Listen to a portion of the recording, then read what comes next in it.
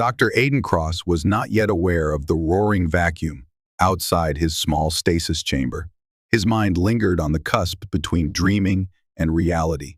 Like many an adventurer forced into uncharted waters, he floated at the edge of awareness, lulled by the cyclical hum of life support monitors. Cold metal pressed against his back, a silent anchor in the cosmic darkness that stretched on every side. Within the pressurized corridor of the starship Celestial Horizon, Aiden's eyelids fluttered open. A sheen of condensation fogged his sight. He inhaled, coughed, tasted the sterile tang of oxygen recycling. At once, the cacophony of his surroundings thundered in his ears, mechanical whirs, digital beeps, and the faint hiss of unseen ducks. He felt as though he was emerging from a century of slumber, though in truth, only 6 months had passed since he'd boarded this vessel at Earth's frontier terminal. He steadied himself, pushing aside the stasis gel that clung to his arms and legs. A soft female voice reverberated through the chamber's speaker system. "Welcome back, Dr. Cross," it said. "Your journey to Solara Prime is nearly complete. We will exit FTL in approximately 1 standard hour." A flicker of confusion crossed his face. He was an astrophysicist, a professor turned cosmic wanderer, lured by the promise that beyond Earth's diaspora, among the stars, lay secrets both majestic and terrifying. Solara Prime was rumored to be an ancient world, once thrumming with primal energies. The star about which it orbited, a looming red giant named Talshan, was nearing its inevitable collapse. The entire system trembled at the brink of cataclysm, waiting for one final cosmic breath. He recalled, with a certain sense of dread, that this was no ordinary expedition. He had answered a summons from an unlikely source, the Council of Oracles, a mysterious group that guided the spiritual and scientific affairs of Solara Prime's population. One oracle in particular, Lyra, had singled him out. Her messages, relayed through cryptic transmissions, had reached him in his earth-bound laboratory. She spoke of prophecy and doom, foretelling that only he, Dr. Aiden Cross, possessed the power to alter the course of fate. He had not believed in prophecies. He believed in data and calculations, in the cosmic order that the universe insisted upon.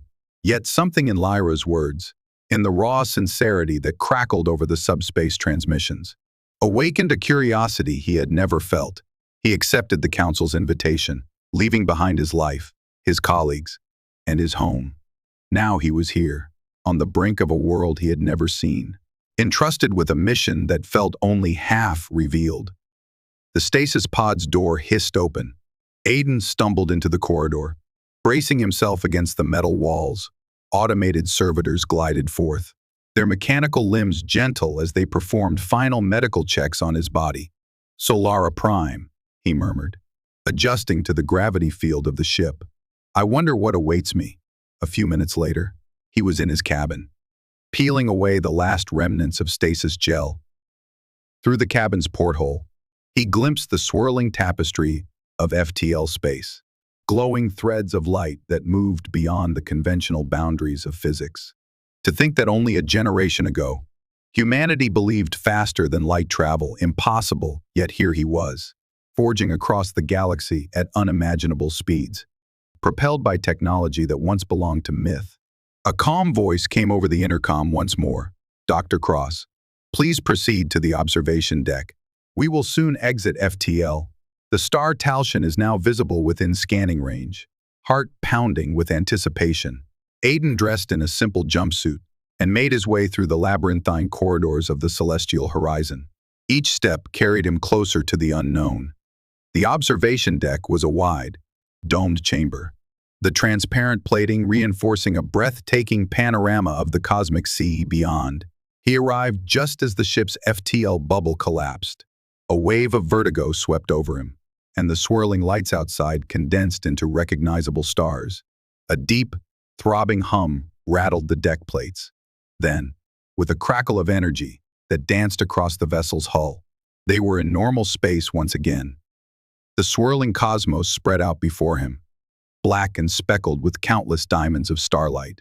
And there, in the center of the observation dome's vantage, glowed Talshin, the red giant star at the heart of Solara Prime's system. Its surface pulsated, roiling with waves of fiery plasma that threatened to burst from the photosphere. Indeed, it seemed as though the star was on the cusp of collapse, teetering between existence and extinction. Aiden's breath caught in his throat. It was more unstable than he had anticipated. He feared it might already be too late for Solara Prime. If the star continued its current trajectory, it would either nova or vanish into the cosmic night as a husk. Billions of sentient lives on the planet below hung in the balance. He recalled the Oracle's transmissions, the sense of destiny she had invoked. He wondered how she had come to believe that he, a mere scientist, held the key to halting a star's demise. That question now pressed upon him with renewed urgency. Moments passed in silent awe. The navigational thrusters of the celestial horizon nudged the ship closer to Solara Prime's orbit. A golden planet came into view, tinted by the red giant's glow. Through magnification, Aiden saw swirls of cloud and shimmering continents. It was beautiful and fragile, much like Earth in its infancy. No wonder its inhabitants revered oracles for guidance. The cosmic tapestry here was woven with threads of life and death that only a prophet or a gifted astrophysicist might interpret. The automated systems chimed, entering high orbit above Solara Prime. Landing. Shuttle prepared. Aiden turned from the window. Excitement and dread coiled together in his chest. Something whispered to him that this mission would be unlike anything he had experienced. One half of him yearned to trust in reason and data. Another half felt the looming weight of prophecy. He closed his eyes, inhaled, and steadied his heart. "I'm ready," he whispered. "Ready, or at least willing to meet the Oracle Lyra and learn why the fate of this star was tied to his name." The shuttle descent to Solara Prime was smoother than Aiden expected. Dense clouds curled like ribbons around the vessel, occasionally parting to reveal glimpses of the terrain below rolling plains, clusters of alien forests, and distant mountain peaks shaped by centuries of tectonic upheaval. Warm red light bathed everything, lending the clouds a subtle, otherworldly glow. Though the shuttle was automated, Aiden sat in the front seat, hands poised over the manual controls in case of an emergency. The flight computer beeped quietly, charting their descent path to the designated landing port near the capital city of Vaharis, the seat of the Oracle's council. His thoughts drifted from the star's precarious state to the transmissions he had received in his lonely lab on Earth. Lyra's voice had been calm, almost melodic, but the words had been dire. The star's end draws near, and with it, ours. Yet the prophecy speaks of one from beyond the rim of the galaxy, one who denies fate, yet is fated to stand before it. You are that one, Dr. Cross. Talshin stirs in your presence. Our star stirs, and we tremble. Those haunting words sent a shiver down his spine even now. Could a star truly react to a single individual? The shuttle broke through the last layers of cloud, revealing a sprawling city of shimmering towers and domed structures perched upon a vast plateau. Rivers that glistened beneath the ruddy sunlight curled through farmland and forest, feeding into the horizon. Even from the air, Aiden sensed an ancient mystical aura to this place. Earth's great cities boasted technological marvels, but lacked such tangible, arcane solemnity. His flight path guided him to a landing zone near a broad courtyard. The architecture of the capital was both graceful and imposing. Tall spires, elaborate arches, and colored glass that reflected the star's ruddy hue. Intricate mosaics adorned walkways, swirling patterns that formed cosmic motifs. The settlement felt as though it stood on the threshold between science and mysticism.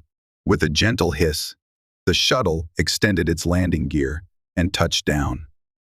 The whir of the engines faded, replaced by the hum of local atmospheric winds. Aiden collected his small satchel and stepped onto the planet's surface. The air felt warmer than Earth's standard, flavored by a slight tang that reminded him of minerals and unfamiliar flora. A group of robed figures waited at the edge of the landing pad. They approached him with graceful, measured steps. Their attire was crimson and gold, reminiscent of Talshin's swirling colors, while their expressions carried an air of serene welcome. One figure, tall and poised, stepped forward. She lowered her hood, revealing delicately pointed ears and eyes that held a faint luminescence. She bowed. "Dr. Cross," she said, her voice resonating softly. "I am Ceres, an acolyte of the Oracular Council. We welcome you to Solara Prime." Aiden bowed slightly in return, not entirely certain of the customs but wishing to show respect.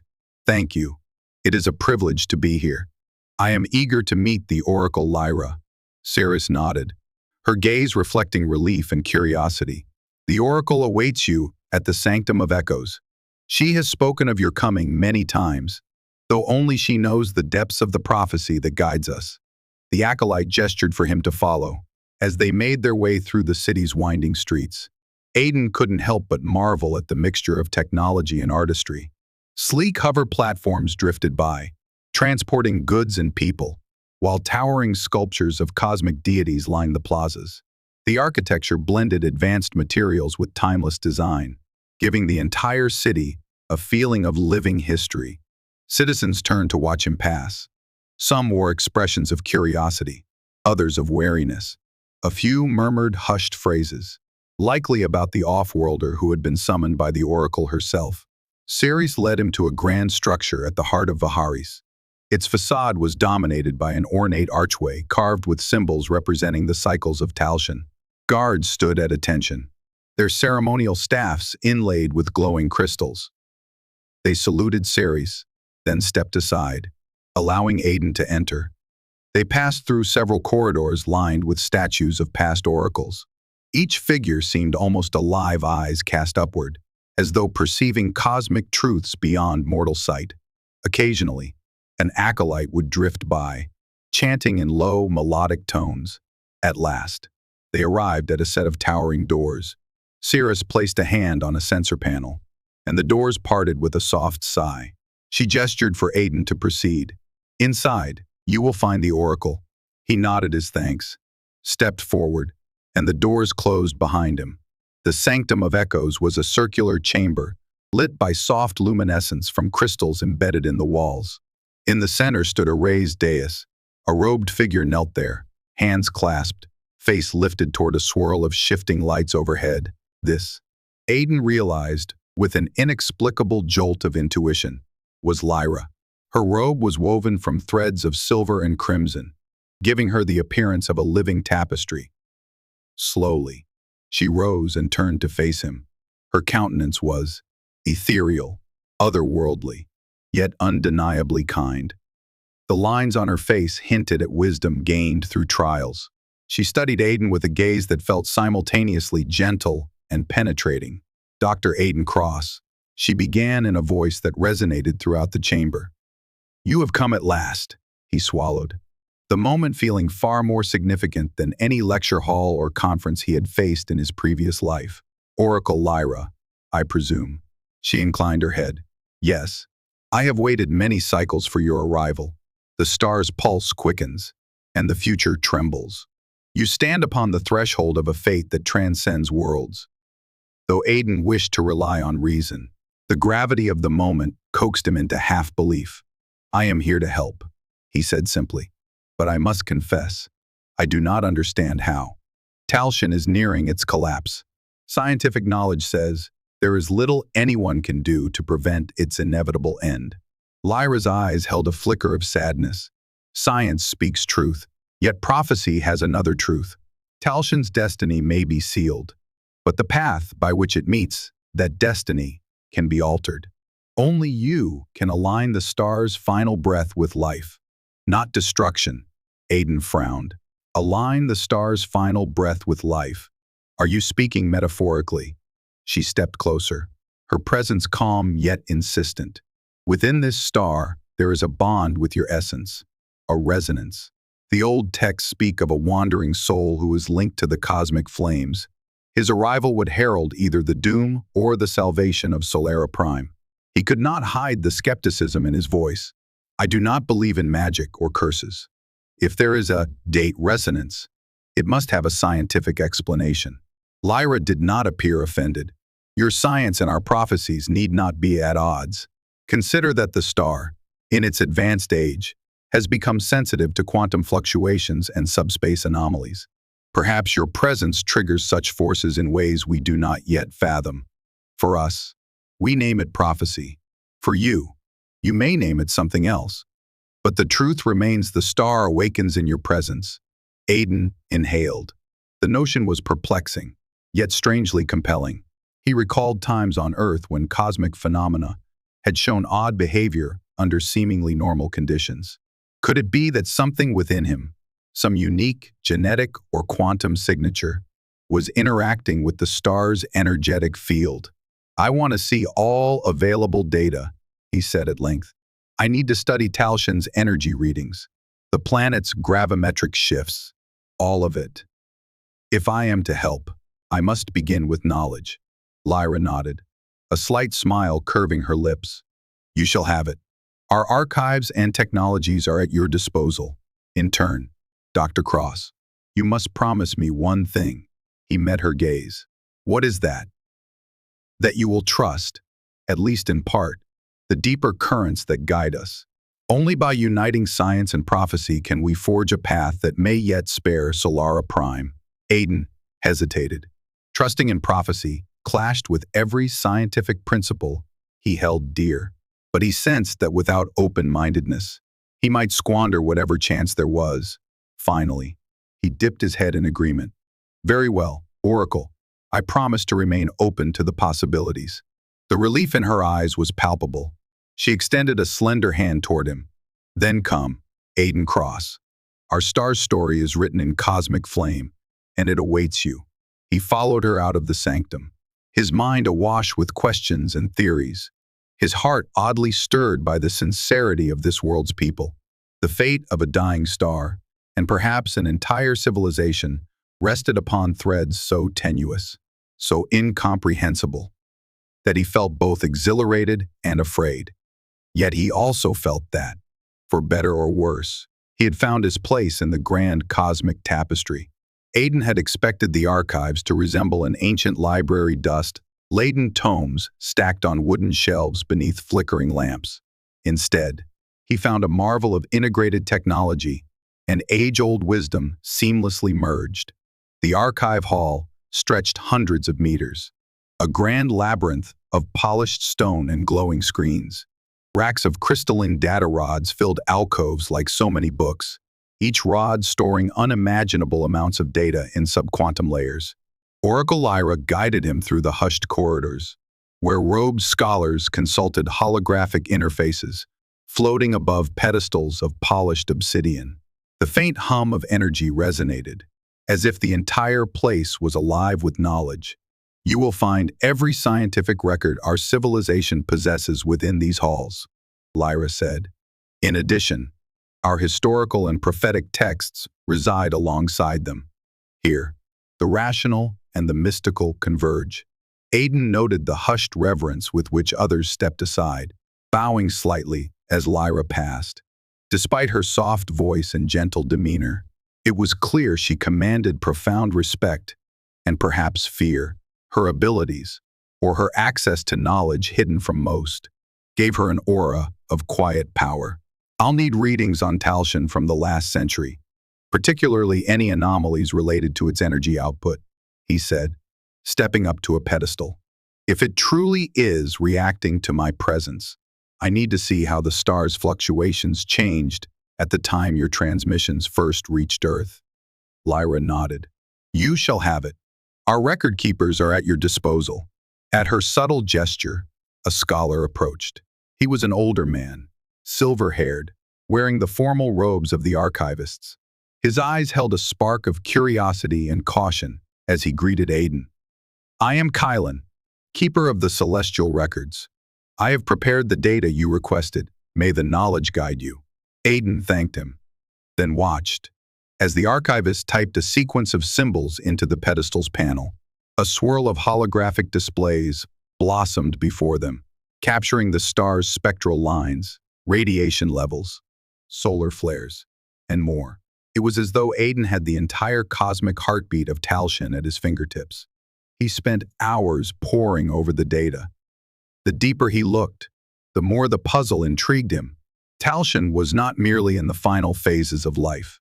Its luminosity and energy emissions were wildly erratic, shifting from near stability to surges of massive outflow in unpredictable cycles. These spikes in energy had begun shortly before the Council first received an indication of his existence when he published a groundbreaking paper on cosmic resonance fields back on Earth. "There's a pattern here," he murmured, fingers dancing through the holographic interface. He cross-referenced local cosmic events, nebular tides, gravitational waves from black holes in neighboring sectors, but found no correlation. The star's fluctuations seemed attuned to some intangible variable, beyond the scope of conventional astrophysics. Lyra stood by quietly, observing his work with patient anticipation. Finally, he exhaled and turned to her. "The star's unpredictability started when I was publishing theories on subspace resonance. Could it be that my experiments, even from light years away, somehow triggered these fluctuations?" She considered his words. "On Solara Prime, we believe that consciousness and matter share deeper connections than most imagine. Some oracles talk of cosmic threads linking mind, spirit, and star. Could your discovery or your destiny have rippled through these threads, awakening Talsion to your presence?" Aiden suppressed a bemused smile. "I admit, the notion sounds fantastical. Yet the data is undeniable. Something about those dates lines up too perfectly to be coincidence." He resumed his analysis, layering graphs to highlight correlations. A spike in Talsion's energy output matched precisely the month he'd first hypothesized that certain quantum frequencies might interact with stellar cores. Though he had abandoned that line of research, the results were widely circulated. "The star is reading my research across the galaxy," he muttered. "That's borderline surreal." Lyra's gentle voice broke the silence. "Do you see now why prophecy and science can coexist? We name this phenomenon prophecy. You see it as a cosmic resonance, different languages describing the same grand truth." Aiden nodded thoughtfully. He requested additional data from Kylan, who swiftly provided further solar metrics. The archivist guided him to another pedestal, where ancient scriptures hovered in parallel with the scientific readings. The texts spoke of a figure from beyond the stars, whose arrival would herald the day of dual suns, a cryptic phrase repeated in multiple chapters of prophecy. As Aiden read these translated words, the hair on the back of his neck stood on end. They spoke of a star that would burn anew, forging life where once lay despair. The lines seemed to echo with prescience, but he couldn't yet see how the puzzle fit together. This day of dual suns. What exactly does that mean? Aiden asked Lyra. It is not fully understood, she admitted. Some interpret it as a symbolic merging of the star's energy with another cosmic source, forging a second radiance in our skies. Others believe it references an ancient relic said to shine with the power of a second sun. The texts are vague, perhaps intentionally so. Prophecies rarely speak plainly. He tapped his chin. In astrophysical terms, if Talsion is to survive, or at least transform without destroying Solara Prime, it might do so by harnessing an influx of energy or by stabilizing its core. A second star's involvement would be far-fetched unless there's a binary system we don't know about. But there isn't. Lyra looked at him, a curious intensity in her eyes. Then perhaps the second sun is you, Dr. Cross. He froze, caught off guard. Me. I am no star. Not literally, but your presence, your essence, might act as a catalyst for the star's metamorphosis. If so, the prophecy's metaphor about two suns could refer to the union of your energy with Talsion's. Aiden took a slow breath, grappling with the enormity of the suggestion. The notion of a living being merging energies with a star bordered on the mystical. Yet, if some cosmic resonance truly existed, perhaps there was a scientific explanation waiting to be uncovered.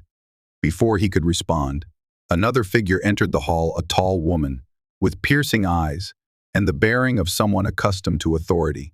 Her robes were more regal, adorned with emblems that marked her as a high-ranking official. Scholars and archivists around them bowed in deference. "Greetings, Oracle Lyra, Dr. Cross," she said with a measured tone. "I am High Counselor Rivaris. The Council bids you welcome and requests your presence in the Grand Forum. We have urgent matters to discuss." Lyra inclined her head. "Of course, Counselor, Doctor. Cross and I will attend immediately." Rivaris fixed Aiden with a gaze that seemed to weigh him. "Your arrival stirs both hope and fear.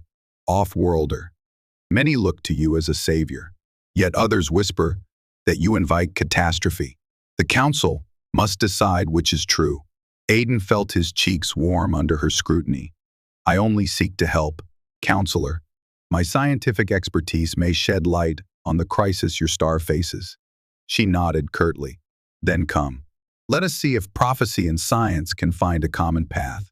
With that, she turned on her heel and exited, leaving a hushed tension in her wake. Lyra placed a reassuring hand on his shoulder. "Do not let her manner unsettle you. Counselor Rivaris is dedicated to our people's survival, and your involvement raises many delicate questions." Aiden set aside his lingering uncertainties. "I understand. Let's meet the Council. Perhaps we can forge a plan to stabilize Talshin, or at least buy enough time to evacuate the population if necessary." Lyra's expression flickered with subtle hope. "Lead on, Dr. Cross. Science shall be our instrument, prophecy our guide." Together, they left the archives, data swirling in Aiden's mind about solar anomalies, cosmic resonance, and the cryptic promise of a day of dual suns. Each piece added to the tapestry of possibility and danger. The star pulsed in the skies above, as if calling out to him, beckoning him deeper into the cosmic dance that was unfolding. He could almost feel its distant heartbeat, warm and urgent, guiding him along paths he had never imagined. Within the grand forum of Vaharis, rows of tiered seating encircled a wide central dais. The chamber's domed ceiling was adorned with flowing murals depicting cosmic dances and celestial deities, all painted in brilliant, iridescent colors that caught the red sunlight streaming in through crystalline skylights. A hush fell over the assembled counselors, scribes, and attendants as Oracle Lyra and Dr. Aiden Cross entered. Aiden felt a subtle sense of awe at the solemnity of this place. There was a timelessness here that reminded him of Earth's ancient courts, though the technology woven into Solara Prime's architecture lent it an otherworldly majesty. At the dais, High Counselor Rivaris stood, her eyes tracking their every move. She spread her arms in greeting. "Citizens of Solara Prime, fellow counselors, and esteemed Oracle Lyra, we stand at a precipice. The star that gives us life is dying, and many fear that the end is nigh. Yet into our midst steps an off-worlder, singled out by prophecy as both doom and salvation. Dr. Aiden Cross claims scientific knowledge that may aid us. But can we trust him, or do we risk hastening our own destruction?" A ripple of murmurs spread through the chamber. Aiden sensed the weight of countless gazes upon him, some hopeful, others suspicious. Even across species and cultures, fear and hope had the same tone. Lyra moved beside him. "I speak for the oracles. We have foreseen that this man's presence is no accident. Talshin itself stirs in his wake. He is here to guide us to the star's next phase. Whether that phase is transformation or annihilation, we cannot say without deeper inquiry. Thus, we must join our wisdom and our science, if we are to survive." A robed figure rose from one of the upper tiers, Counselor Joven. As Aiden would later learn, his voice was stern and skeptical. "We have heard these prophecies for generations, Oracle Lyra, and they have often been vague. Now, we are asked to place our faith in an outsider. How do we know he does not carry a hidden agenda, or represent a foreign power seeking to exploit us?" Aiden felt the sting of the question. Though he understood the concern, he stepped forward, clearing his throat. "I am here by the Council's invitation, responding to the transmissions that reached my homeworld. My agenda is to prevent a cosmic tragedy, if possible. Should my knowledge fail, I will depart as quietly as I came." Rivaris raised a hand to silence further murmurs. "We must be practical. The star's readings have grown dire. Our instruments confirm that Talshin's instability could accelerate at any moment. Even if the star does not go nova, an intense series of solar flares could strip the atmosphere from Solara Prime. Evacuation, however, is impossible on such a scale. We lack the resources to transport billions to safety. The gravity of her words settled over the forum. Counselors exchanged glances. Some wore expressions of resignation.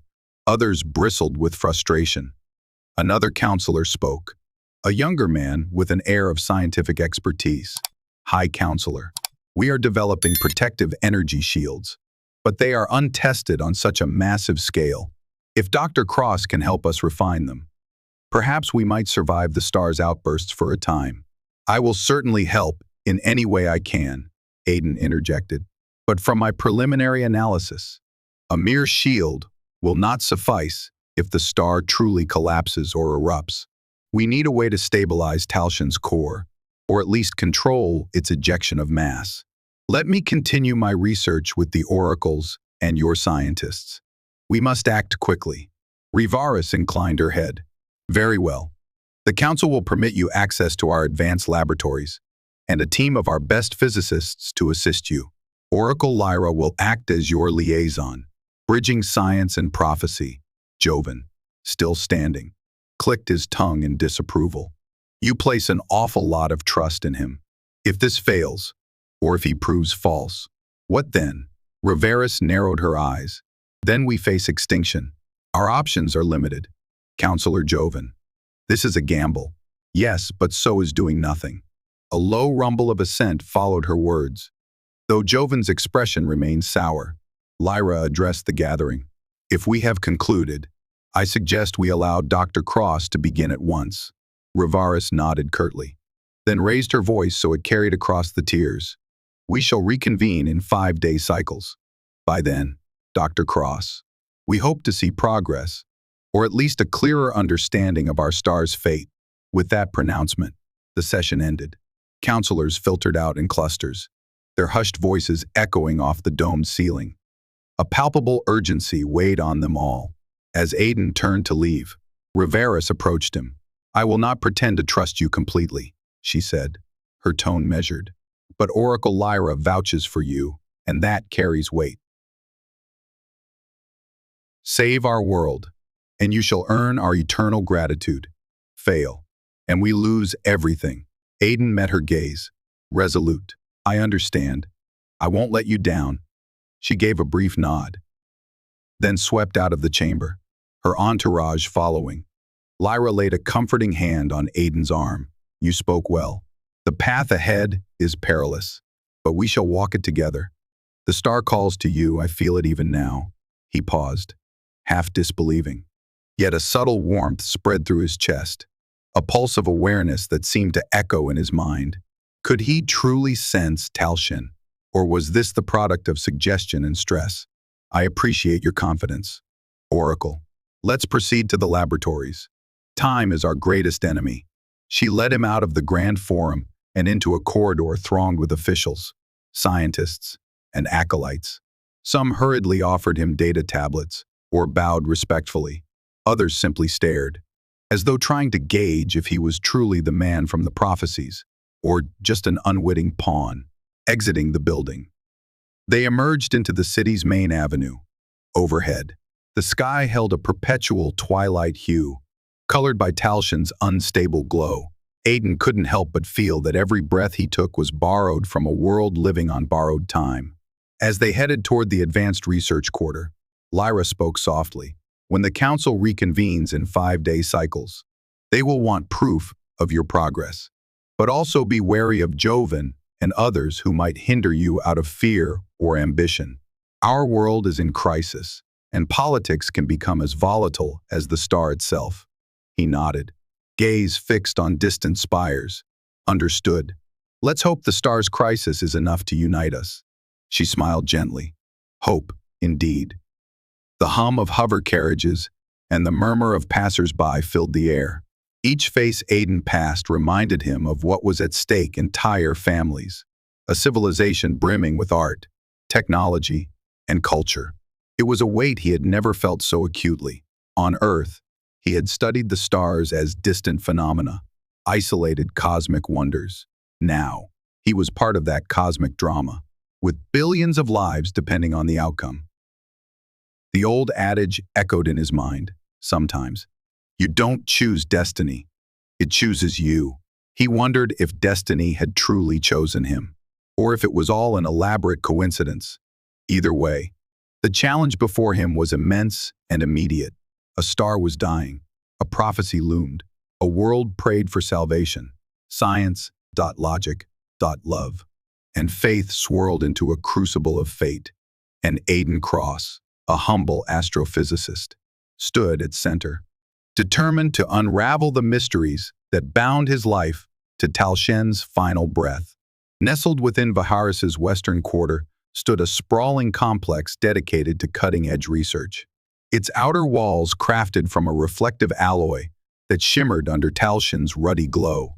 Towering columns supported an upper walkway where robed and uniformed scientists hurried in continuous flow, each determined to snatch an extra moment from the star's ticking countdown.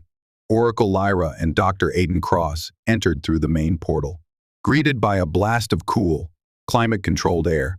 Within the corridors, curved doors and glowing panels attested to the sophisticated technology underlying Solara Prime's scientific endeavors. Robotic servitors glided across polished floors, delivering instruments, calibrating devices, or gathering samples in neat lines. Aiden's new colleagues awaited him in a wide, circular lab. Holographic displays hovered above central tables, strewn with data crystals, metallic apparatuses, and note tablets. Here, the hum of machinery provided a counterpoint to the low voices of scientists deep in debate. A middle-aged man with sharp features and silver-threaded hair approached. He extended a hand in greeting. Dr. Cross, I am Serrano, Chief Astrophysicist. On behalf of my team, welcome.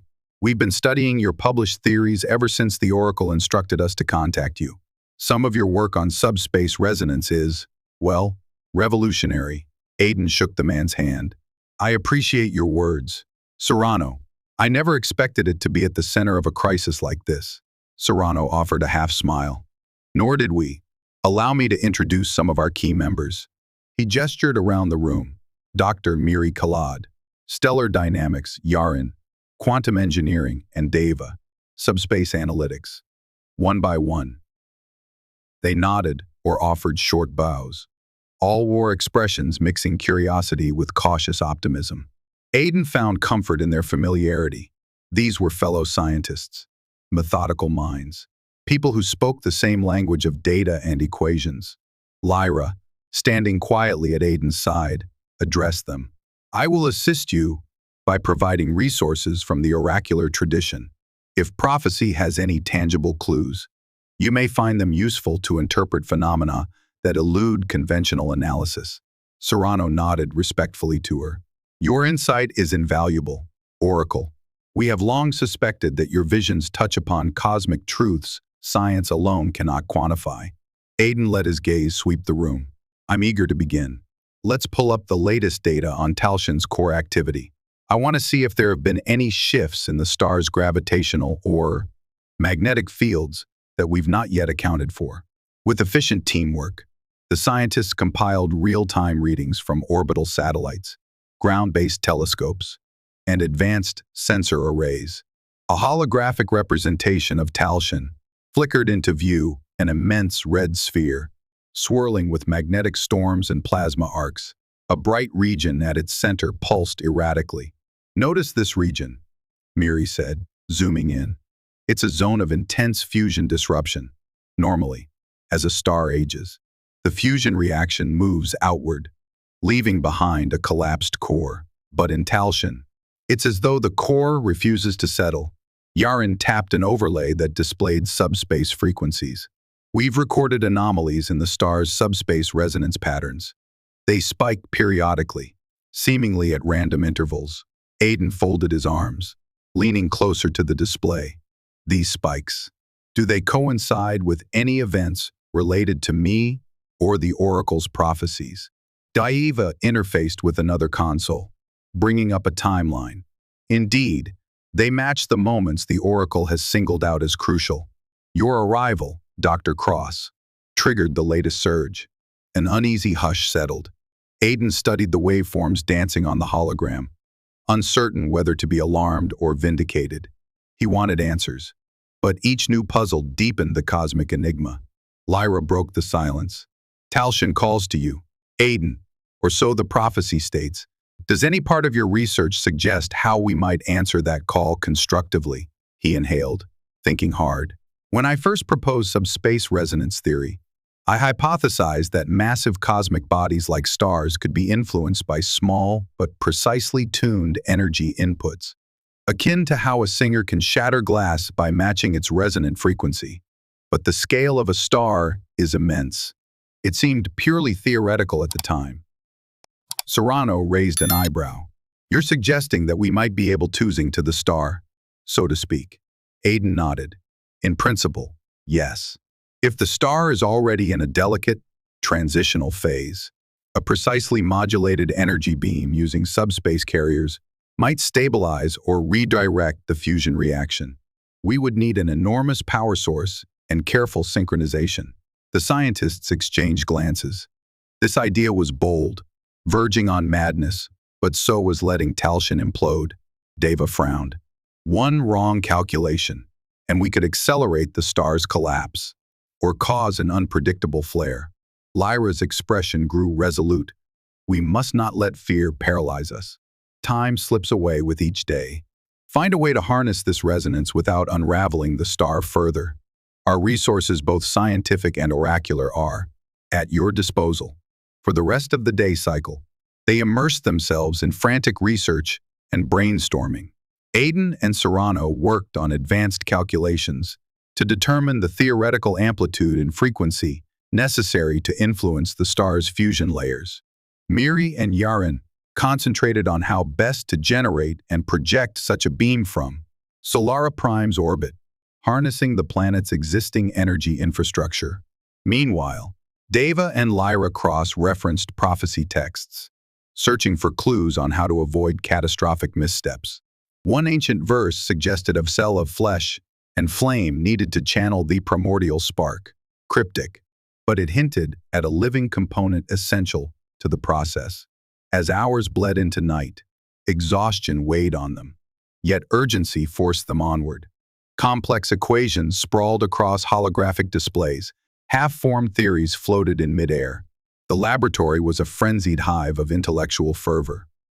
Eventually, Oracle Lyra insisted on a break. Fatigue is an enemy as dire as ignorance, she said gently. Rest. Dr. Cross.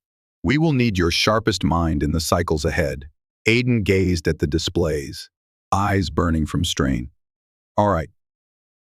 But first, I want to confirm one detail about the star's upper layers. He made a final adjustment to the console, setting a simulation to run. Then, with a resigned sigh, he powered down his interface. The team dispersed, some to their quarters, others to adjacent labs for more specialized tasks. Lyra escorted Aiden to a small, quiet lounge area overlooking Baharis's skyline. Through a wide window, the city's lights twinkled beneath the ruddy glow of Talshin. It was a beautiful, haunting sight. Does your world rest easily tonight? Aiden wondered aloud. Lyra followed his gaze. Many do not. Fear has seeped into our hearts. Families wonder if each dawn will be their last.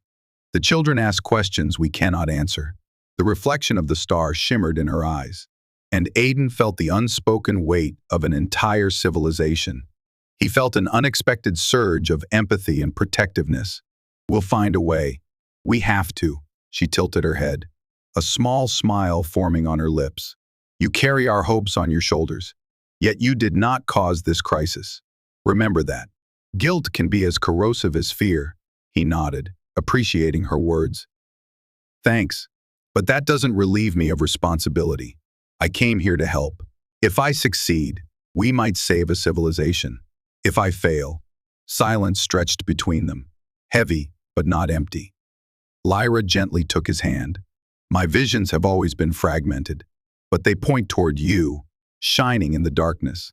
I refuse to believe that light signifies only destruction. The warmth of her hand grounded him. For a moment, the cosmic scale of the problem receded, replaced by a quiet sense of connection. He found comfort in her presence, as if, in bridging science and prophecy, they bridged two hearts as well. Finally, Lyra released his hand. Go. Rest. I will consult the oracular pool for further guidance. Perhaps new visions will offer clarity. Aiden offered a weary smile. All right, but don't overexert yourself either. You're as important to this mission as any data reading. They parted ways, each with a private burden. Stepping outside, Aiden let the night air wash over him. Stars glinted in the sky, a silent chorus above the city spires. Despite their brilliance, the largest star, Talshan, overshadowed them all with its foreboding glare. He thought of Earth, so distant now. If he closed his eyes, he could almost picture the lab he'd left behind, the dusty textbooks, the late-night coffee. How trivial those concerns seemed now. Here, he walked among an alien people, forging a plan to alter the destiny of a dying star. With a final glance skyward, Aiden entered the guest quarters provided for him. Tomorrow would bring fresh challenges, fresh discoveries, and perhaps fresh dangers. Yet, as he drifted into a restless sleep, he held onto a single, stubborn hope that science, guided by prophecy, might yet transform tragedy into a new dawn for Solara Prime. While Aiden slept, Lyra slipped away to the oracular sanctum's innermost chamber, known among her people as the Pool of Mists. Down a winding staircase, the air grew cool and damp. Crystalline sconces glowed softly, illuminating murals of celestial beings dancing through the cosmos. The rhythmic drip of water echoed, lending a hypnotic hush to the hidden cavern. The Pool of Mists was a natural spring that bubbled gently within a circular basin of ancient stone. Eddies of luminescent vapor wafted above the water's surface, constantly shifting in ethereal patterns. For centuries, the oracles had used this sacred pool to deepen their communion with cosmic currents. Some believed the water itself was imbued with faint subspace resonances from Talshan. Lyra approached the water's edge, her bare feet silently brushing the damp floor. Kneeling, she lowered her hood, letting her silver hair cascade around her shoulders. A stray beam of red-tinged moonlight fell through a narrow crevice above, highlighting the delicate features of her face. She closed her eyes, inhaling the mineral-scented air. "Spirits of the star," she whispered, "guide me. Show me what must be done. Show me how to help him save us." Gently, she placed her hands on the surface of the water, feeling the cool fluid ripple beneath her palms. The swirling vapor thickened, coiling around her arms as if beckoning her deeper. She leaned forward, allowing her consciousness to slip into a meditative trance. At once, her senses exploded with brilliance. It was as though she floated outside her body, drifting amid twisting pillars of light and shadow. A chorus of distant voices murmured in unknown tongues, each note resonating with the pulse of her own heartbeat. Talshan loomed in her vision, immense and fiery, its surface boiling with plasma. Within the star, she perceived flickers of golden light, a presence that felt inexplicably linked to Dr. Aiden Cross. The star's roiling energy reached out, swirling around a silhouette reminiscent of Aiden's form. It was as though the cosmos recognized him, binding him to its fate. Then, in a flash, her perspective shifted. She saw a towering structure of metal and crystal orbiting the star, a device of impossible scale. Bolts of subspace energy arced from it, plunging into Talshan's convulsing layers. For a moment, the star seemed to stabilize, its fusion processes aligning in a harmonious crescendo. Lyra felt a surge of hope, but the vision contorted. The star flared violently, expelling streams of solar fire. The device bent, fractured, and at its core was Aiden, writhing in agony. Lyra felt a pang of terror. She tried to call out, but the swirling energies overwhelmed her senses. The scene melted into darkness, leaving behind a single phrase echoing through her mind: "He must become the star." With a gasp, she tore free from the vision, collapsing onto the cavern floor. Her chest heaved, sweat dripping onto the smooth stone. The luminous vapor still drifted overhead, oblivious to her struggle. Lyra stared at the pool, her heart pounding. He must become the star, she echoed tremulously. What did that mean? That he must perish in the process, or that he had to forge some deeper bond with Talshin? The notion chilled her. Never before had a prophecy demanded such an impossible sacrifice. Rising slowly, she steadied herself, mindful of the cold water dripping from her hands. She felt exhausted, as if she had wrestled with cosmic forces far beyond her mortal strength. Yet, amid the fear, a fragile determination stirred in her chest. Aiden needed to know. His path might be perilous, but ignorance would only worsen the outcome. Casting one last look at the pool of mists, Lyra whispered a short prayer. Let not despair overshadow hope. Let him find a way, even if the path is fraught with danger. She ascended the staircase, each step testing her shaky legs. Outside, in the cool corridor, an acolyte awaited her with a concerned expression. Oracle, you look pale. Shall I fetch a physician? Lyra waved him off gently. No, but thank you. I need rest, and then I must speak with Dr. Cross at once. The acolyte bowed, moving aside to let her pass. Lyra clutched the rail, forging ahead. Behind her, the pool of mists resumed its quiet bubbling, an eternal witness to the oracle's visions. The phrase repeated in her thoughts like a somber refrain, he must become the star. Meanwhile, in the solitude of his quarters, Aiden tossed and turned, his rest plagued by half-remembered dreams. He dreamt of standing upon a cliff, watching Talshin rage across the sky. The star's color shifted from red to brilliant white, then to a swirling tapestry of indescribable shades. A voice soft yet insistent whispered his name over and over, urging him to look deeper. When the morning cycle arrived, he woke with a start, heart pounding. Dawn's light illuminated the polished walls of his room, casting elongated shadows that danced with the city's reflection. A lingering sense of dread clung to him. Swallowing, he splashed water on his face in the adjoining washroom. The reflection in the mirror looked strained, with dark circles under his eyes.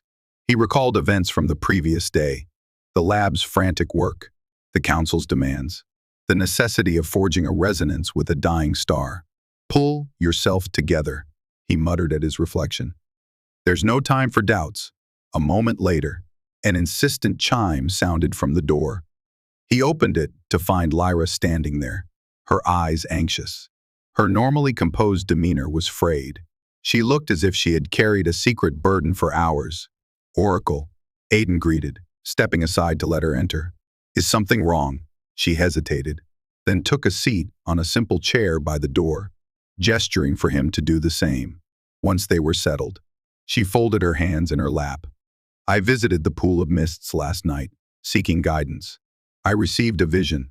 Concern tightened Aiden's chest. What did you see? Lyra related the swirling images, the sense of cosmic upheaval, and the cryptic phrase, he must become the star. Aiden listened intently, grappling with the implications. The notion of merging or transforming with Talshin defied logic and threatened to overshadow all rational understanding. When she finished, the silence was oppressive. Aiden's mind raced, weaving through scientific theories, spiritual metaphors, and the physical impossibility of any mortal merging with a superheated star. Yet the sincerity in Lyra's trembling voice left no doubt that she believed it. Perhaps it's symbolic, he offered at last, though his voice wavered. Or maybe it implies I have to lead the energy wave, or provide some personal frequency that only I possess. Lyra pressed her lips together. That could be. Prophecies often cloak truth in metaphor, but the star in my vision, it enveloped you. Aiden exhaled slowly. Let's assume for a moment it's not purely symbolic. Could there be a scientific parallel? If my theories on subspace resonance require a living conduit, maybe I have to be physically present at the focal point of the energy wave. That could be dangerously close to the star's corona. Potentially fatal. She lowered her gaze. I fear that might be true. Yet there may be another path. The prophecy offers guidance, not absolute doom. Aiden rose, pacing across the small room. He paused by the window, staring out at the city.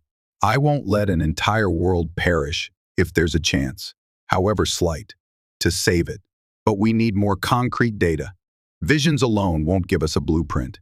Lyra stood as well, tentatively resting a hand on his arm. We will find that data. And if the prophecy demands a sacrifice, perhaps it will not be as dire as it seems. He turned to face her, meeting the warmth of her gaze. Let's keep exploring every angle. We'll test the subspace beam hypothesis, refine the frequency calculations, build a prototype. Maybe we can discover a method that aligns with your vision, without requiring me to immolate myself in stellar plasma. A wry grin touched Lyra's lips. I agree wholeheartedly. Let's go to the lab. The others will be eager to hear our next steps. They left Aiden's quarters, together, the corridors bustling with morning activity. A renewed resolve coursed through him, tempered by a gnawing dread of what might lie ahead. Prophecy and science both whispered of a path that drew him ever closer to Talshin's blazing heart. Stepping outside, they were greeted by the warm, crimson daylight. Overhead, the star seemed to pulse with ominous intensity, as though it recognized Aiden's presence and beckoned him forth. And in the swirl of cosmic possibilities, he must become the star lingered in Lyra's mind, an echo of a destiny neither fully understood. In the following days, the research team worked tirelessly, forging ahead with the plan to modulate a subspace beam that could influence Talshin's erratic core. Aiden served as the linchpin, guiding the scientists through the complexities of his resonance theories. Serrano oversaw the engineering aspect, designing a massive orbital platform to house the emitters. Miri and Yaren honed the precise waveforms, while Deva consulted oracular scripts to glean any hidden clues about mitigating catastrophic side effects. The labs buzzed with overlapping voices and flickering displays. Progress was swift, yet overshadowed by the ever-present threat of time running out. Every passing hour was a gamble against the star's looming meltdown. One morning, as Aiden was reviewing the latest subspace field simulations, he felt a gentle presence behind him. Turning, he saw Oracle Lyra, her expression tinged with concern. "Your eyes are bloodshot," she murmured softly. "Have you slept at all, Dr. Cross?" He rubbed the bridge of his nose, a dull ache throbbing behind his temples. "Not much. There's so much to do, and each problem leads to two more. But we're close. Lyra, our preliminary tests suggest the beam can indeed alter the star's fusion patterns, at least in theory." She handed him a small container of herbal tonic, known for its restorative properties on Solara Prime. "Drink this. It won't replace rest, but it will help you focus." Aiden took the container gratefully. The liquid inside was cool and faintly sweet, leaving a refreshing aftertaste. "Thanks. Where are the others?" "They're awaiting your guidance on calibrating the new subspace coupling device." "But there's also a visitor." Aiden's brow furrowed. "A visitor?" Lyra nodded. "Counselor Joven has arrived, unannounced. He's in the central lab, questioning Serrano about our methods." A twinge of unease flickered through Aiden's gut. Joven's skepticism was well known, and he'd made little effort to hide his distrust of the Earth-born scientist. Sighing, Aiden squared his shoulders. "Let's see what he wants." They headed into the central lab, where holographic projections of Talshin hovered above a conference table. Joven stood near Serrano, arms folded across his chest, his gaze harsh and appraising. He acknowledged Aiden's arrival with a curt nod. "Dr. Cross," he began, a note of challenge in his voice. "I hear much of your grand theories, but little of tangible proof. Tell me, how certain are you this subspace beam won't accelerate the star's destruction?" Aiden drew a slow breath, resisting the urge to snap back. "Counselor, we've run extensive simulations based on Solara Prime's astrophysical data. While there is inherent risk, we believe we can carefully tune the resonance to dampen the star's most volatile reactions." Joven scoffed. "Simulations. Pardon me if I am less than reassured. One miscalculation, and we all burn." Serrano lifted his head, eyes flashing with subtle indignation. We share your concerns, counselor. Every scientist here knows the stakes. But if we do nothing, Talshin may collapse soon anyway. Joven's mouth hardened. And what of the prophecy that claims Dr. Cross might destroy us all? Some in the council still believe he is the harbinger of doom. Aiden felt his cheeks grow warm. I only aim to help. We can't ignore the data or the star's behavior. Lyra stepped in, voice calm but firm. Doubt if you must. Counselor, but let us not forsake hope. We stand on the precipice of annihilation. Would you cast aside the one possibility we've found? Joven's gaze flicked between them, unimpressed. Glimpses, visions, prophecies. The first prefer the cold certainty of results. No more illusions. Oracle. Aiden clenched his fists, though he kept his tone steady. We'll have results. Counselor, our plan is to build the emitter array in orbit within the next few day cycles. Then, we'll conduct a test on a smaller scale on one of Talshin's corona flares. If it stabilizes that region, we'll have the proof you demand. The counselor narrowed his eyes, and if the flare intensifies instead, Aiden met Joven's stare, refusing to waver. Then we shut down immediately and reassess. No one here wants a catastrophe. A tense moment passed, each man measuring the other. Finally, Joven exhaled sharply. So be it. But mark my words, Dr. Cross, if your beam triggers a cataclysm, the council will hold you accountable. Without waiting for a reply, he spun on his heel and strode out of the lab, cloak billowing behind him. His departure left a charged silence in his wake. Charming fellow, Aiden muttered. Serrano managed a humorless chuckle. Lyra simply sighed, the corners of her mouth drawn tight with concern. Don't let his distrust discourage you, she said. The council is under great strain. Many, like Joven, blame off world influences for our star's state. They cling to fear. Aiden nodded, forcing calm into his voice. I understand. In some ways, they have every reason to be cautious. We are gambling with the fate of an entire world. Serrano placed a hand on Aiden's shoulder. Your plan is our best hope. Let's get back to work and make sure it succeeds. With renewed determination, they turned their attention to the subspace coupling device. Daeva approached with a stack of star charts, pointing out potential orbital zones for the emitter array. Miri and Yaren joined them, charting the power flow required to project stable resonant waves. In the hours that followed, the lab buzzed with purposeful energy. Holograms of orbital trajectories danced over the conference table. Equations and cosmic charts layered in the air, while 3D models of the proposed emitter platform rotated under scrutiny. Each minute refinement raised their confidence that the plan could work. Nevertheless, a shadow loomed in the back of Aiden's mind. The ominous vision Lyra had shared. He must become the star. The phrase rattled him. Was there an unknown step in the plan? Some ultimate sacrifice required? He tried to push the thought away, reasoning that the vision might be figurative. But it lingered, fueling a quiet dread. When the day cycle ended, the final blueprint for the orbital array was complete. In the holographic display, the structure resembled a delicate ring of segmented platforms, each studded with emitters pointed toward Talshin.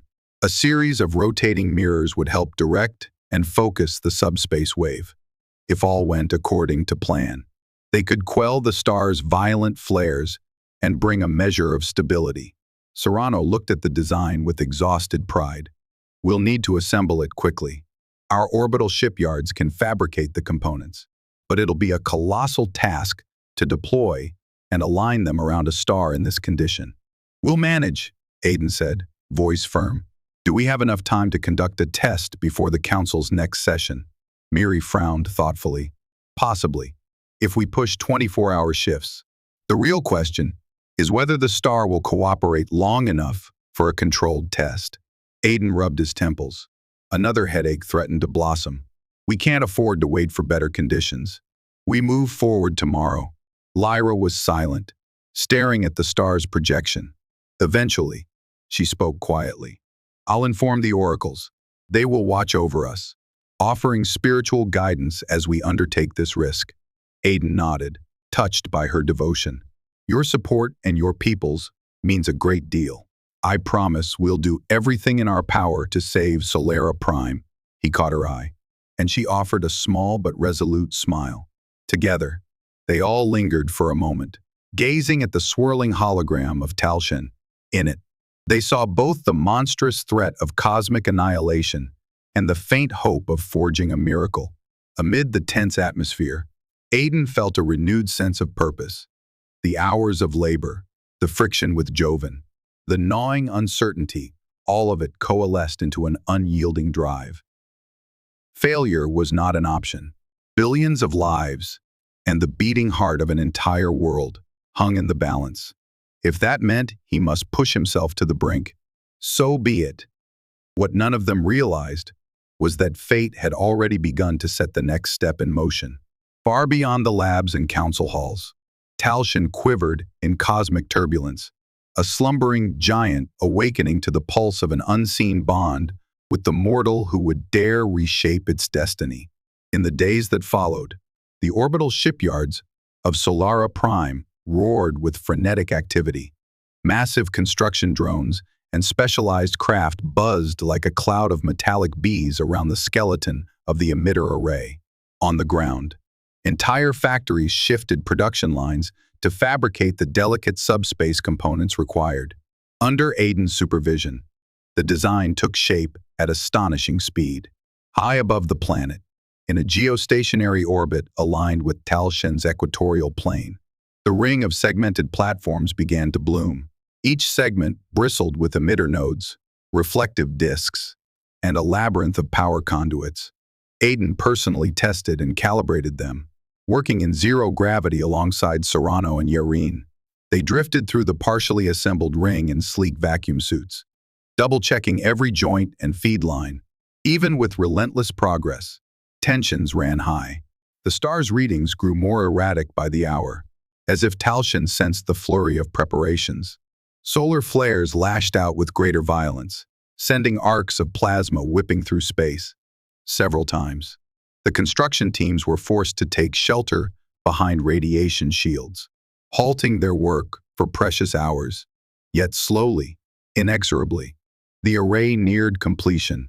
One final morning, as the star rose ominously over the curve of Solara Prime, the last segment locked into place. A hush descended over the comm channels as the entire ring system lit with a faint blue glow, the subspace conduit humming with potential. Aiden, floating in the central command module, spoke into his helmet mic. "This is Cross to ground control. Emitter array is assembled and stable, all segments reporting nominal power flow." He heard Serrano's voice crackle back. "Confirmed. We're reading the same from down here. Congratulations. Aiden, you did it." Aiden swallowed hard, gazing through the viewport at Talshin, an immense swirl of red fury dominating the horizon. "Thanks, but we're not done. We still need to test the beam on a minor flare." Acknowledged. A fresh flare is building on the star's eastern limb. Looks like a medium-scale event. Good candidate for your test. Then let's proceed. Activate the ring's rotation and prepare subspace wave alignment. As soon as Aiden issued the command, the ring segments began to rotate in a hypnotic dance, each platform aligning precisely with the star's swirling corona. Power readings spiked across the board. On the central console, the subspace frequency gauge climbed steadily, approaching the resonance window Aiden had painstakingly calculated. He could feel the tension crackling in the comm lines. Ground control counted down. 10 seconds to beam initiation. 8, 7.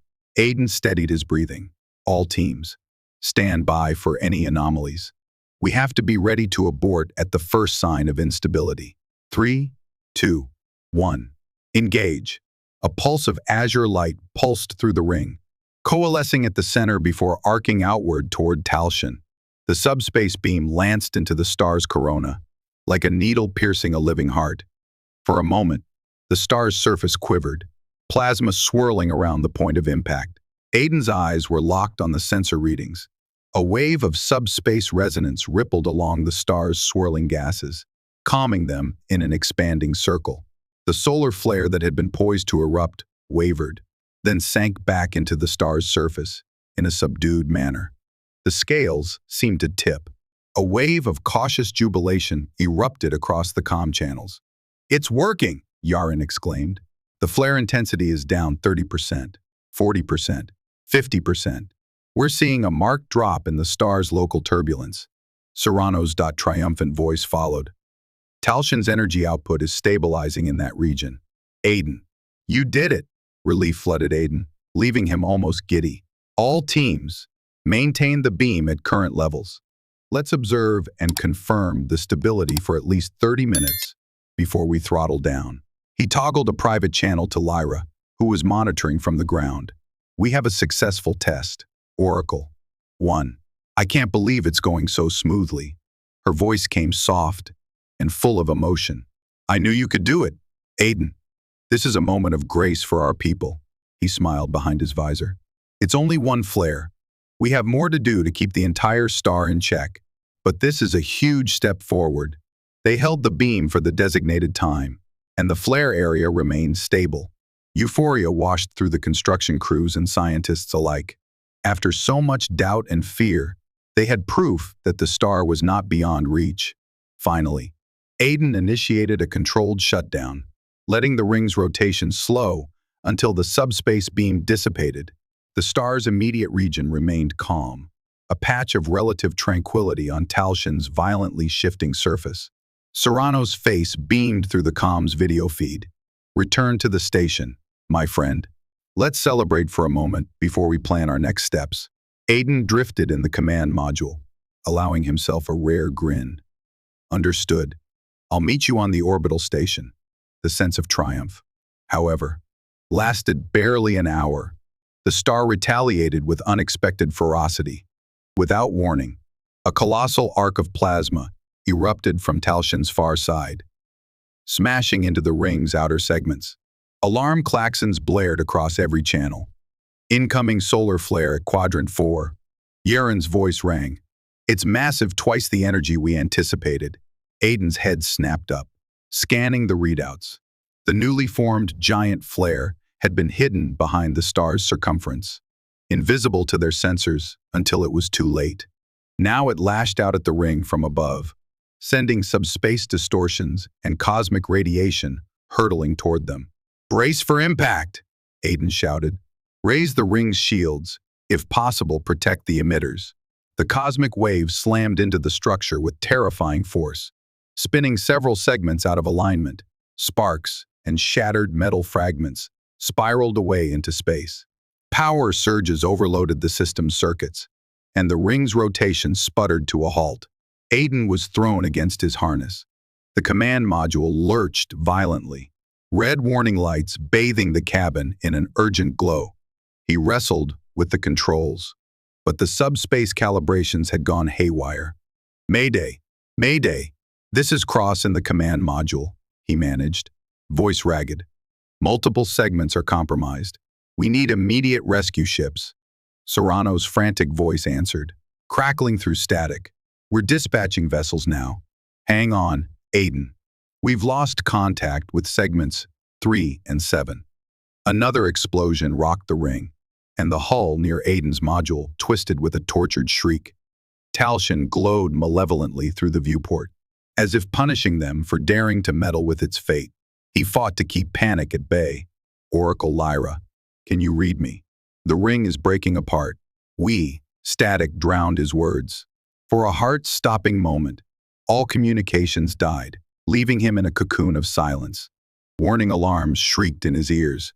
The module's oxygen levels plummeted as microfractures riddled the hull. Time stretched, each second an agonizing lifetime.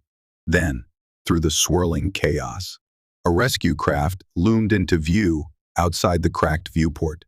Grappling arms extended, securing the command module before it could drift away.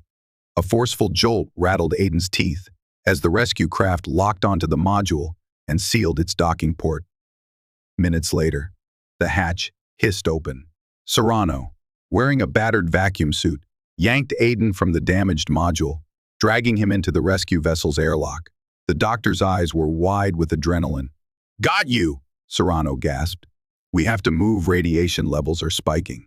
Aiden coughed, pulling his own helmet free. The others, 2 platform segments lost. Some casualties. We're pulling survivors in now. Aiden's stomach churned. This had gone from triumph to tragedy in mere moments. Let's get out of here. The rescue craft fired thrusters, veering away from the shattered ring, now partially ablaze with electrical fires and swirling debris. Far below, Solara Prime rotated serenely, unaware of the calamity unfolding in its orbit. As they cleared the worst of the radiation zone, communications crackled back. Ground control's frantic dispatches peppered the comm channel. Lyra's voice came through, choked with relief. Aiden, thank the stars you're alive. He swallowed hard, ignoring the stinging in his eyes. I'm here, Lyra, but the ring, it's badly damaged. Serrano set a course for the orbital station, his face grim. We can repair some segments, but this is a major setback, and the star's outbursts are growing more violent by the day. Aiden sank into a seat, heart hammering. We stabilized one flare, only to provoke an even larger one. Talshin seems to lash back. We may be running out of time. An acrid taste coated his tongue. The line between hope and disaster was razor thin. Could they still find a way to save the star? Or was it all doomed to unravel in cosmic fury? As the rescue craft docked at the station, Aiden realized the fragile victory they'd tasted had given way to bitter reality. The star's wrath was not so easily tamed. And if the prophecy was true, that he must somehow become one with this star, was this devastation just the beginning? In the aftermath of the orbital calamity, Solara Prime mourned. News of the disaster spread quickly, stirring shock and grief across every city. Tens of thousands had worked on the ring, and the casualty lists grew by the hour, though many had been rescued. The scale of destruction left deep scars on the planet's collective psyche. High Counselor Rivaris ordered an immediate council session to address the crisis. The once silent forum now buzzed with anxious energy. Counselors huddled in small clusters, whispering about the next steps. Oracle Lyra and Dr. Aiden Cross arrived together, somber in the face of tragedy. As they stepped onto the dais, a hush settled. This time, no applause, no murmurs of optimism. Fear clung to every eye turned upon them. Rivaris stood, solemn. We gather under the shadow of loss. Our attempt to stabilize the star's flare succeeded at first, only to provoke a greater eruption that destroyed part of the emitter ring. The council demands answers. Dr. Cross, how do we proceed, now that so much is lost? Aiden cleared his throat, feeling the weight of every life taken by the catastrophe. The subspace beam did work on a localized scale. The subsequent eruption blindsided us. Talshin's unpredictability is beyond anything we've seen, but we can rebuild the ring, strengthen it against flares, and refine our approach. A wave of uneasy whispers spread through the chamber. Counselor Joven rose, his face etched with anger. You speak of rebuilding, yet your experiment just killed hundreds and left thousands more injured or missing. How many more lives will you gamble away? Guilt stabbed at Aiden's chest. He tried to keep his voice steady. Every technology has risk. We never intended to sacrifice anyone. I grieve with you. Counselor. Joven's knuckles whitened on the edge of his podium. Words of grief are hollow consolation for the families who lost loved ones. Perhaps this prophecy is indeed a curse. Perhaps you are the doom we feared. Before Aiden could answer, Lyra spoke, her voice carrying unwavering compassion. I share the sorrow of our people. Counselor Joven. But Dr. Cross did not act alone. We all made this choice, believing it was for the best. The star's fury is not your doing. Still, we must find another path. Rivaris lifted a hand, silencing the heated exchange. Oracle Lyra is correct. We must not devolve into bickering. Still, we cannot ignore that the star grows more unstable. The time for half measures is gone. Dr. Cross. Can your beam idea be adapted into something less vulnerable to the star's outbursts? Aiden inhaled. Potentially, yes. We could deploy smaller, mobile emitters that can reposition themselves to avoid flares. But that requires advanced propulsion, robust shielding, and a new power source. Our initial design was large and fixed a prime target for a sudden flare. Counselor Joven snorted. More resources, more time. Do you not see Talshin outside our windows, roiling in fury? We may have neither. Oracle Lyra took a measured step forward, scanning the council tiers. The oracles have sought new guidance. My recent visions suggest there is yet a deeper connection between Dr. Cross and Talshin. I cannot ignore what the pool of mists revealed. A murmuring wave passed through the assembly as Lyra recounted her vision and the cryptic phrase, "He must become the star." Counselors exchanged puzzled or skeptical looks. Joven's scowl deepened. Rivaris listened. Her eyes narrowed in cautious fascination. And what does this mean for our people? Must Dr. Cross fling himself into Talshin's core? That sounds like madness. Lyra's cheeks colored slightly. I do not interpret it as literal sacrifice. Rather, it suggests a fusion of consciousness, or perhaps a direct subspace link that only he can forge. If such a connection stabilized the star from within, Joven's patience snapped. Enough of this esoteric nonsense. We lost an orbital ring today.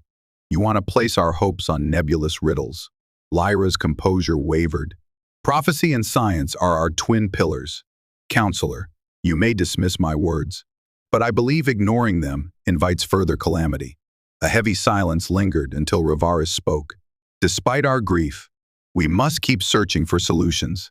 Dr. Cross, if you and Oracle Lyra propose another path, this talk of a living conduit, we need concrete steps. The council will reconvene in 3-day cycles. Present a plan, or we will explore evacuation protocols, however desperate they may be. Aiden suppressed a surge of frustration. Evacuation. For billions. It was tantamount to a death sentence for most. Yet he understood Rivaris's desperation. We'll do our best, he said quietly. With that, the session ended. The counselors departed in somber knots, their hushed discussions filling the air with tension.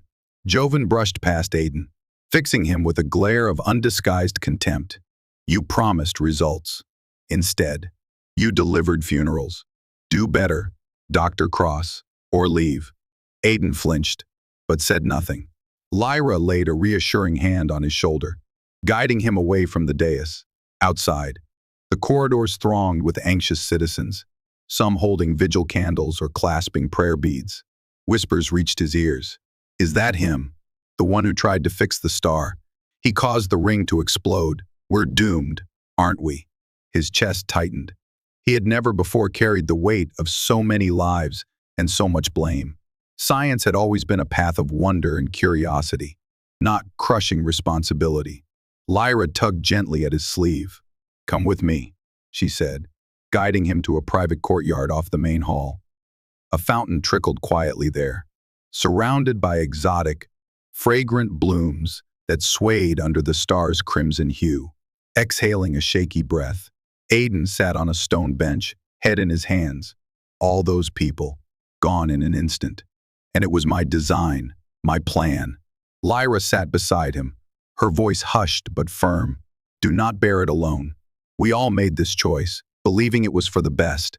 The star's fury is not your doing. Still, we must find another path.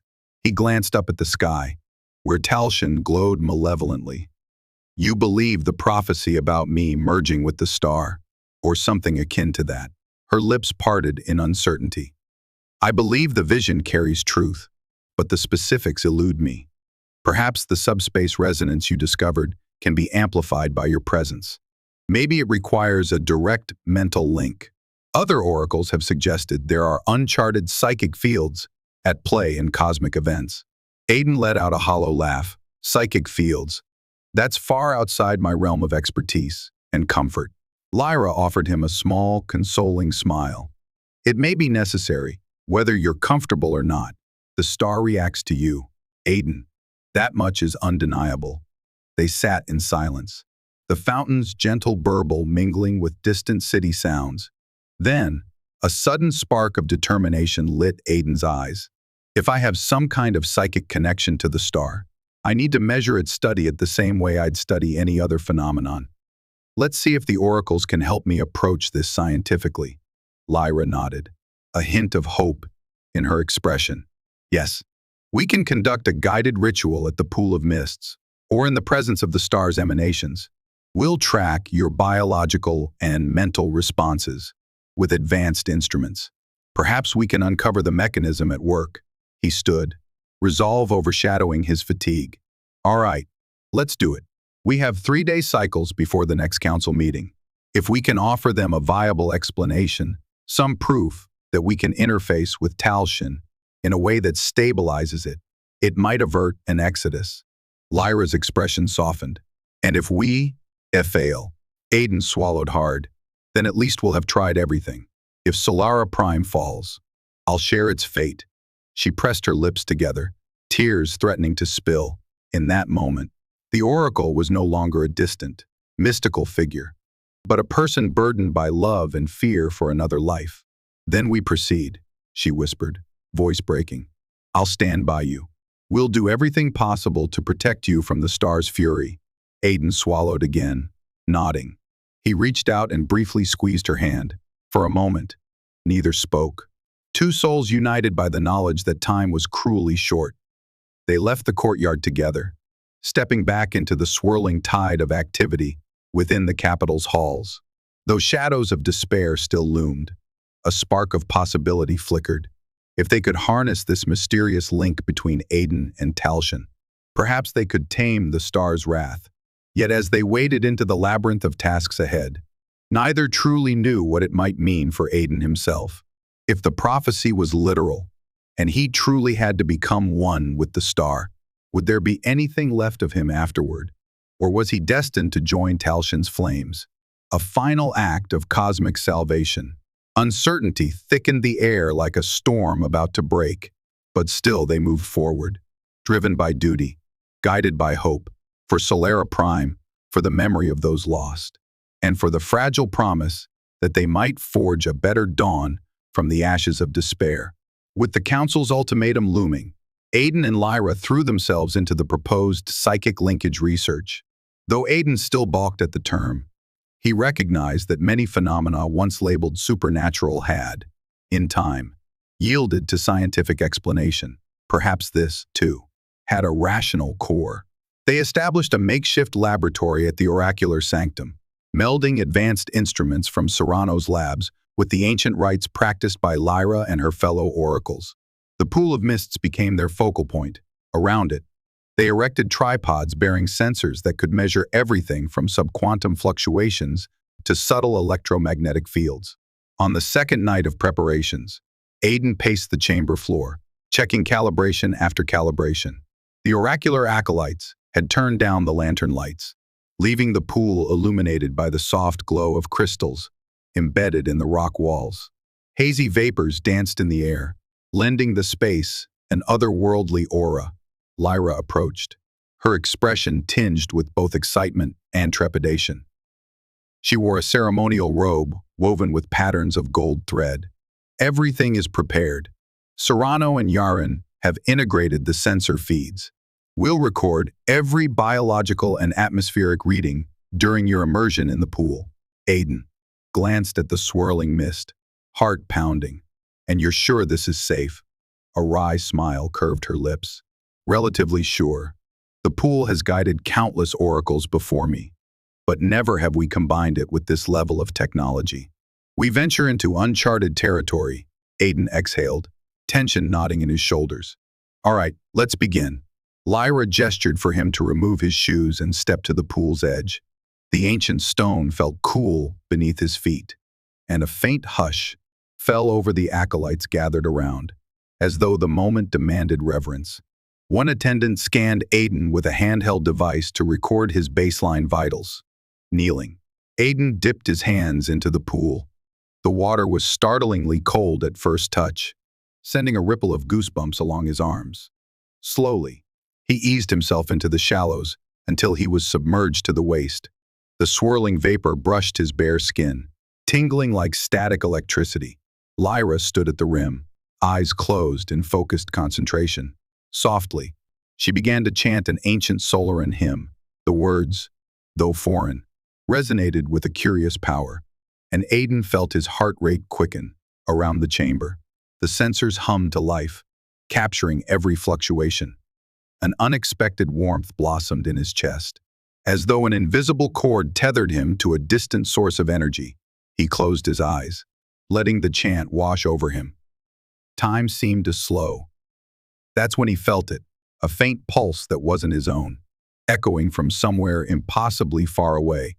He realized with a jolt that it was Talshin. The star's heartbeat, if one could call it that, throbbed in his mind like a distant drum. He inhaled sharply, water rippling around him. Lyra, I sense it. Her chanting softened. Describe what you feel. Like a presence. Warm, enormous, pulsing with raw power. It's calling me. His voice trembled at the strangeness of it. The sensors beeped frantically, capturing abrupt spikes in subspace frequencies. Serrano's voice carried through a communicator. We're detecting a resonance signature in your immediate vicinity, Dr. Cross. It's off the charts. Aiden steadied himself, letting the star's pulse guide him deeper. An image flashed through his mind, Talshin seething with fire, cosmic tide swirling around its core. Then, unexpectedly, he glimpsed a silhouette of himself standing on a threshold of molten light. The silhouette stepped forward, merging into the flames. He jerked, gasping. The water around him splashed. I see it. The star. It's showing me an invitation. A new wave of chanting rose from the acolytes, weaving around Lyra's voice in harmonic chords. The chamber's vapors swirled in tighter circles, as though drawn by a vortex of energy. A faint glow emanated from the pool, illuminating Aiden's submerged form. He forced his rational mind to remain engaged. Serrano, run a subquantum scan now. There must be some link forming. Check if Talshin's readings have changed. Lyra's voice rose, resonant and melodic, encouraging him to push deeper into the trance. He felt the star's presence intensify, tugging at his consciousness like a gravitational current. It was at once terrifying and exhilarating. Then came another vision. He saw the orbital ring, the shattered remains, drifting in the star's vicinity. Beyond it, he saw a swirl of brilliant lines, as though subspace pathways had become visible. One path led directly into the star's core, a corridor of searing radiance, and in that corridor stood an outline of a human figure, shining like a second sun. A spike of alarm shot through Aiden. The prophecy's words rang in his head. He must become the star. But how? Why? The vision wavered, replaced by a surge of raw sensation. Heat flooded his veins, yet his physical body remained half submerged in cold water. He struggled to breathe. The star's energy roared through his mind, a tidal wave of cosmic memory. Aiden, Lyra's voice cut through the haze, laced with concern. You're losing equilibrium, pull back. He tried to withdraw, but the star's gravitational pull on his psyche was immense. It's too strong, he gasped. Talshin is. It wants me. I can't. Fear pounded in his chest. Then, abruptly, a cool hand touched his forehead. Lyra knelt at the pool's edge, leaning over him, her eyes shimmering with tears.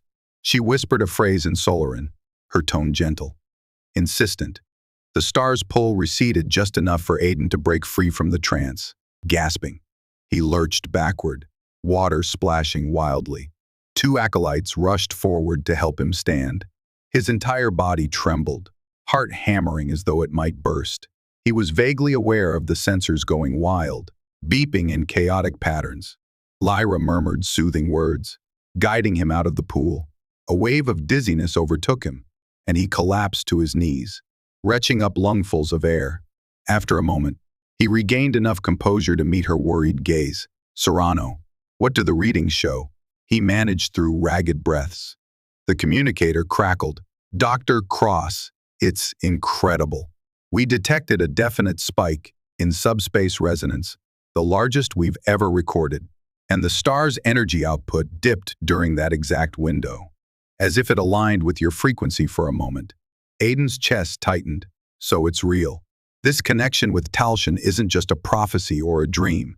It has a measurable effect. Lyra placed a reassuring hand on his shoulder. But it almost consumed you. We must be cautious. Staggering to his feet, Aiden wiped water from his face. He felt raw, exposed, yet oddly elated. In that moment, he knew they had stumbled upon something profound, maybe the only way to guide Talshin safely through its metamorphosis. But at what cost? We have to refine this technique, he said, voice trembling with fatigue. If I can safely maintain that link, maybe I can direct the star's transitions without the need for a giant orbital structure. Or, at least reduce the severity of the flares. Lyra nodded, though her expression was pained. Yes, but we must consider the toll on you.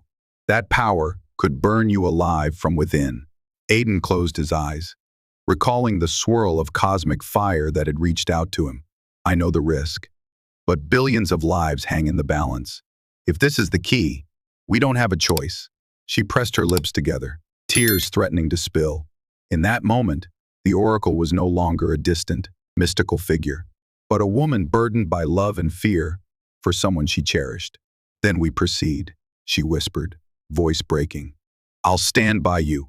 We'll do everything possible to protect you from the star's fury. Aiden swallowed hard, glancing around the chamber at the acolytes and the advanced instruments, all bearing witness to this impossible union of science and prophecy. In the pool's rippling reflection, he saw his face haunted, determined, ready to cross the final threshold of the unknown. 3-day cycles remained until the council demanded a plan, and he now had a path, however perilous. He would become the living conduit, forging a direct resonance with Talshin's core. The star had called to him, and he would answer, trusting that love, courage, and the fleeting grace of prophecy might be enough to save Solara Prime from cosmic oblivion. When the council reconvened, tension filled the grand forum like a tightly drawn bowstring. Worries over the star's escalation weighed on every mind, and the specter of evacuation loomed. But Oracle Lyra and Dr. Aiden Cross came with a new plan, one as daring as it was unprecedented. They explained how Aiden's direct psychic resonance with Talshin could guide the star through its metamorphosis from within, using specialized subspace, amplifiers far smaller and more mobile than the destroyed orbital ring. Aiden would project his mental signals into Talshin's core. If successful, it would stabilize the star's final transition phase, preserving Solara Prime from the supernova or collapse that otherwise threatened. Though met with skepticism from Counselor Joven and caution from High Counselor Rivaris, the dire circumstances left little room for debate. The council unanimously approved a last-ditch mission to place Aiden aboard a heavily shielded vessel, the Celestial Conduit, to approach Talshin's corona. From there, aided by the new subspace amplifiers, he would attempt the final resonance. When the day arrived, the planet held its collective breath. 1,000,000 prayers rose from cities, farms, and mountaintop shrines. Families huddled around monitors, watching the feed from orbit with anxious hearts. Lyra boarded the Celestial Conduit with Aiden, refusing to let him face this trial alone. Technicians sealed the hatch, and engines roared as the vessel broke free of gravity's embrace. In the span of hours, they reached an orbit perilously close to Talshin's blazing corona. Shields crackled with energy as solar flares erupted around them. Within the cockpit, Aiden donned a neuro-interface helmet that linked his mind to the subspace amplifiers. He felt the star's pulse even before the machine fully activated, a trembling wave that rattled his soul. Lyra stood at his side, her hand resting gently on his arm. "I'm here," she whispered. "Focus on the star's heartbeat. Find harmony." Gritting his teeth, Aiden activated the amplifiers. Instantly, his consciousness expanded, racing along invisible threads that laced him to Talshin's core. In a brilliant flash of realization, he saw the star not as a ball of angry plasma, but as a living entity in cosmic transformation. Its cycle was meant to evolve, to shed its old form and become something new. In that moment, Aiden guided the star's energy flows. He soothed tumultuous solar storms, channeling them through stable fusion pathways. Each second stretched into eons. The star's violent tremors eased beneath his influence, and for a breathless instant, all flares died away. Back on Solara Prime, watchers gasped as the star's crimson glow shifted, intensifying into a radiant gold. News spread like wildfire. The star was transforming, not exploding. Across the planet, tears of relief mixed with awe. Yet, at the heart of that cosmic dance, Aiden felt the star's final surge, an outpouring of unimaginable energy. He cried out, body racked with searing pain, as the star's new form demanded a union deeper than thought. He felt his essence dissolving into pure light. Lyra, he breathed, fearing he might never return. No, she cried, tears sparkling. Summoning every ounce of will, she placed her hand on his chest. Whether by the synergy of prophecy, love, or some cosmic grace, her presence amplified his tenuous grip on mortal existence. A final wave of resonance coursed through them both, forging a luminous bridge between star and soul. In that incandescent moment, Aiden's humanity and Talshin's cosmic might found balance. Then, a brilliant flash engulfed the celestial conduit. On Solara Prime, the skies went white for a heartbeat. People clung to each other in terrified wonder, expecting an all-consuming blast. But when the light receded, they saw a miracle. Talshin had shrunk to a stable, golden sphere. Shining beside it, like a twin, was a newly formed cosmic phenomenon, a radiant swirl of energy. Faint but unmistakably present in the star's orbit. In the cockpit, Aiden collapsed into Lyra's arms, alive yet forever changed. We did it, he whispered, tears mingling with sweat on his face. He could feel the star's gentle hum in his mind, no longer raging, but rather an intimate symphony of cosmic harmony.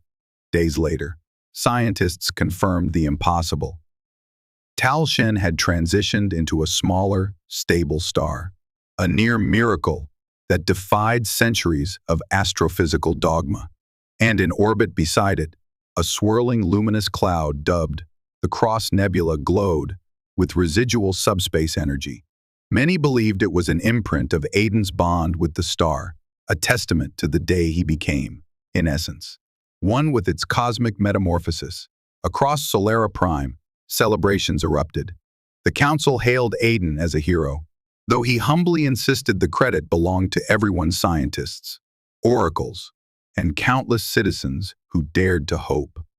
A global day of remembrance was declared for those who had given their lives in the struggle. In the following weeks, Aiden and Lyra walked the streets of Vaharis unimpeded by throngs of admirers, content to observe from a distance how the planet found rebirth. Temples sang praises of the Day of Two Suns, referencing the prophecy that once seemed so dire. Meanwhile, astrophysicists marveled at new data streaming from orbit, rewriting their understanding of stellar evolution. One quiet evening, atop an overlook that offered a panorama of the city and the newly gold star, Aiden and Lyra stood together. Talshin bathed the world in a gentle radiance, reminiscent of a dawn that never ended. Around it, the faint swirl of the Cross Nebula shimmered like a cosmic guardian. "You've become part of our star's story forever," Lyra said, resting her head on his shoulder. Aiden slipped an arm around her waist, gazing at the celestial wonder he had helped reshape. "I never imagined my research would lead here," he murmured, "or that my heart would find a home so far from Earth." A soft breeze rustled their hair. In that moment, the weight of the prophecy, the tragedies, and the triumphs found quiet resolution. The star still glowed, transformed rather than destroyed, a living testament to hope's enduring power. Beneath that steadfast light, life on Solara Prime continued, renewed and unafraid. And for Dr. Aiden Cross, astrophysicist, wanderer, an unlikely savior, a new chapter began, written in the gentle pulse of a star that once threatened annihilation, and now shone like a beacon of everlasting dawn.